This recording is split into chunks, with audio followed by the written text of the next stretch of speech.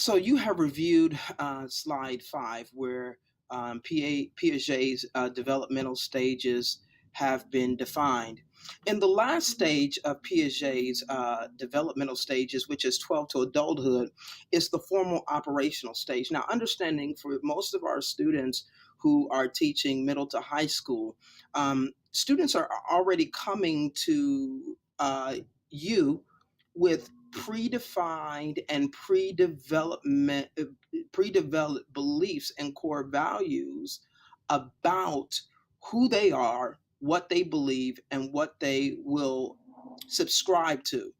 And so, understanding that, building your philosophy of classroom management and building your philosophy of education, it will need to take into account Piaget's developmental stages.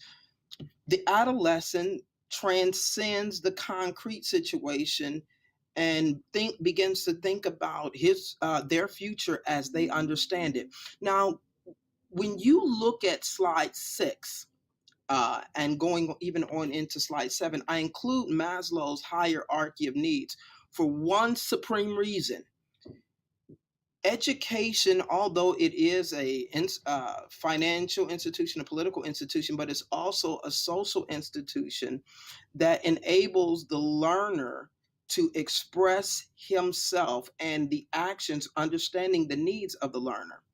So I'm going to pause right here. Take a look at Maslow's hierarchy of needs on um, slide 6, and I'll be back shortly.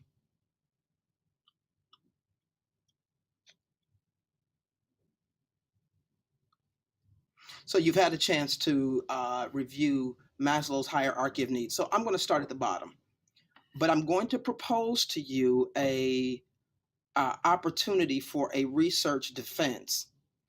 As you know, Maslow's hierarchy of needs deals with the physiological. Students need to have the basic necessities of life. That is, they need an environment to sustain life: food, water, sleep, consistency.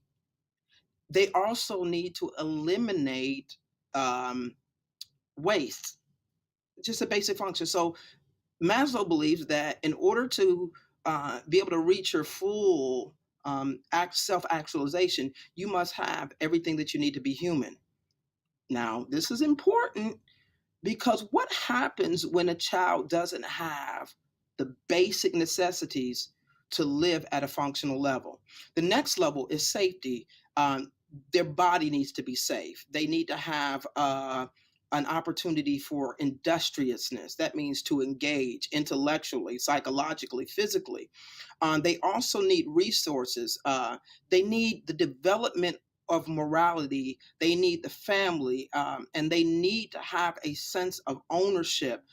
So that's why students are more apt to be inclusive and operational in the classroom environment when they have an opportunity to have some ownership. So now, the third level, which is love and belonging. I'm going to propose to you that we cannot be in this profession if we don't love kids. So here's my proffer.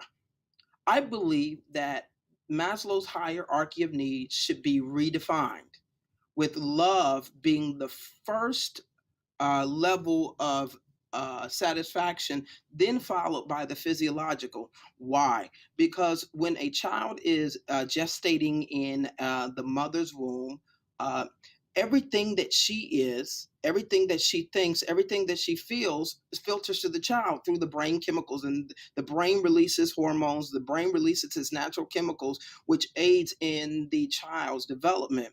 Well, if the mother or the person carrying the child is in psychological trauma, emotional trauma, it will transfer to the student or to the child.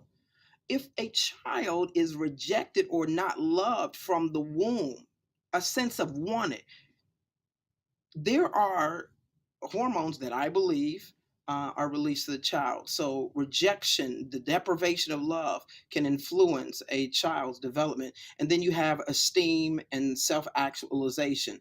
So, I say this, or I provide this slide for none other reason as for no other reason than to let you know that as a child develops, he needs to know that the person that is responsible for the development loves them. What does love look like? Love can be care.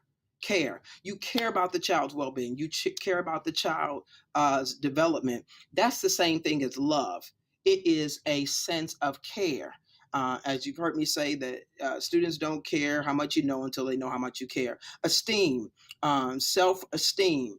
They need to have confidence. They need to have a sense of achievement, respect of others, respect by others. And here's what I say for teachers: if we want students to be successful, they will be successful. However, if we want them to fail, students will fail. Self actualization comes at different levels. A child may reach self actualization in your environment because it's so nurturing, but they may not reach it in another environment. The whole idea is to be able to be reach the highest level or actualization in all levels and all functioning of life. So it's morality, creativity, spontaneity, problem solving, lack of prejudice, acceptance of facts. And there's a lot of research out there that says that once a an adult reaches a certain level, that you can provide them with all the facts, but it still won't change their mind. So we're not trying to change kids' minds, but we do want to influence them to reach their ideal self. So I'm going to leave you now. And I'm going to have you go through preview slides 7, 8, and 9, and we'll pick up.